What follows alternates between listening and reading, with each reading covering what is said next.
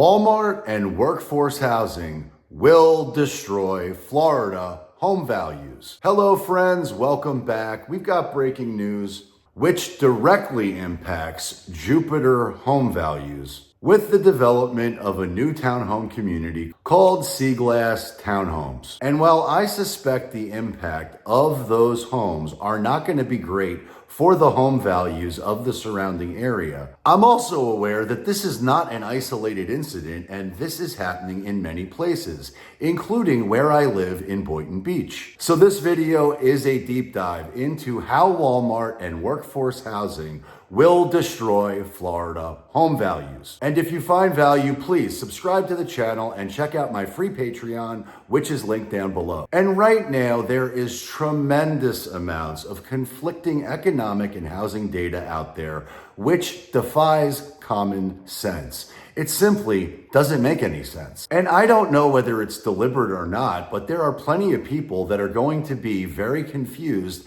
if they rely on data without doing their own research, because the confliction and the contradictions and the fake news are all over the place. But as of today, right now, mortgage rates are at 7.47%, and housing shortages continue. And home prices continue to vary from market to market. But the cost of living and inflation continue to skyrocket. And it's never been more expensive to be a human on planet Earth than it is right now today. And despite the fact that home values in my market continue to skyrocket month over month, creating massive appreciation in my markets, I know it's unsustainable, and I get notifications daily from emails, from agents, from builders looking to get my attention because they know I've got buyers, they know I've got clients who want deals, but I probably get 10 to 20 emails a day or text messages a day from other real estate agents sharing the tremendous value of the price improvements that are occurring on their listings. And I also get constant updates from builders sharing with me their tremendous deal for my buyers if they act now, because builders are offering incentives for quick delivery homes or homes that they must have off their balance sheet because they don't want to take the risk anymore. But builders are slashing prices. They're offering mortgage rate incentives. They're offering incentives galore, up to and including paying agents much more money as a bonus if they can find a buyer. And I'm even starting to notice that there are some developers out there that are converting office spaces into apartments so they can monetize themselves and stop the financial hemorrhaging of cash, because the commercial market is getting decimated and there's no two ways about it. But I don't want to get too carried away here. Let's get back to Walmart. Let's get back to workforce housing and how they will destroy Florida home values. And in Jupiter right now, there's a new development called Seaglass Townhouses, and it's set to replace the Unity of Jupiter Church. And the plans for that development included workforce housing and a $375,000 donation to a town trust fund made by the developers. Which then begs the question, are big retailers and big corporations like Walmart, like Target, like the big box stores, are they influencing the decisions of these builders? Which in turn is squeezing the housing market. Because unlike where I live, where workforce housing was mandated in the new development, which was approved, Jupiter got the bait and switch, because the final approval of these townhomes came with a big payoff to the town trust fund, but it excluded the workforce housing completely, creating an even worse housing crisis. Because the approved plan, which includes 23 luxury townhomes near Walmart,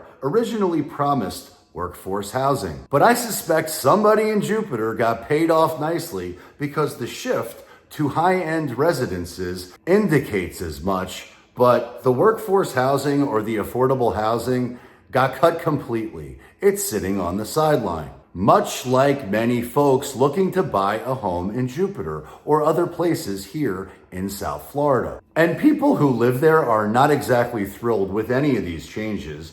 Some see the economic growth benefits, but most worry about the increased living costs, the increased traffic congestion, and many folks think it's just plain unfair because essential workers like nurses and firefighters and teachers, they're completely priced out of this market. And I'm really curious what you think. Is this development a sign of progress, or is this symptomatic of something much worse in Florida? Leave some comments down below and let's discuss. And please keep in mind, this is not just Jupiter, this is all of Palm Beach County. So let's look a little bit broader into Palm Beach County and into the areas where I live in Palm Beach County, because recently GL Homes was denied the right to build on the agricultural reserve. But had they been given the right to develop that land, it would have set a precedent for other developers to do so too. But if you think that this is a dead issue, you're dead wrong, because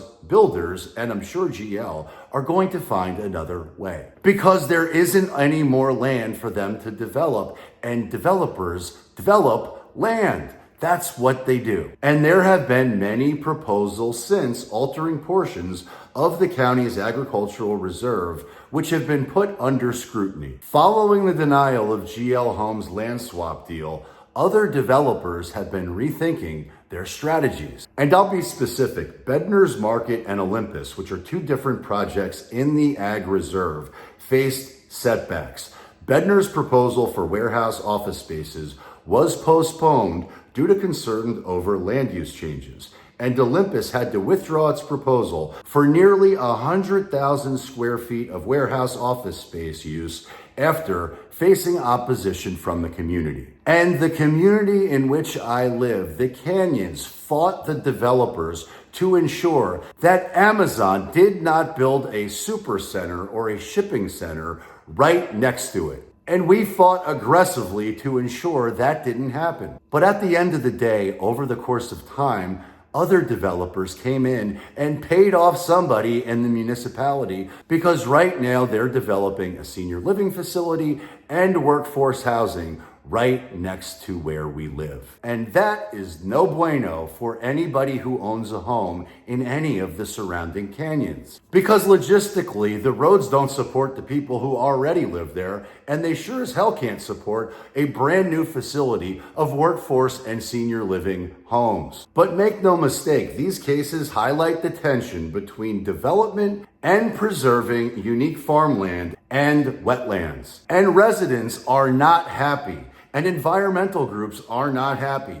They're voicing their concerns over incompatible land uses and the impact on the local communities. And I suspect Marjorie Stoneman Douglas is rolling over in her grave because she fought to preserve the Everglades and preserve the wetlands. And I know that if they destroy the Everglades or the wetlands, that living here will be far from optimal. In fact, it will be unsustainable. But I'm also very curious what you think. Is Palm Beach County's development trend a microcosm of a larger issue in Florida's housing market, in Florida's housing and land use policies? I'm curious if you see how this connects to the situation in Jupiter, but I know the debate will continue with so much at stake for Florida's future.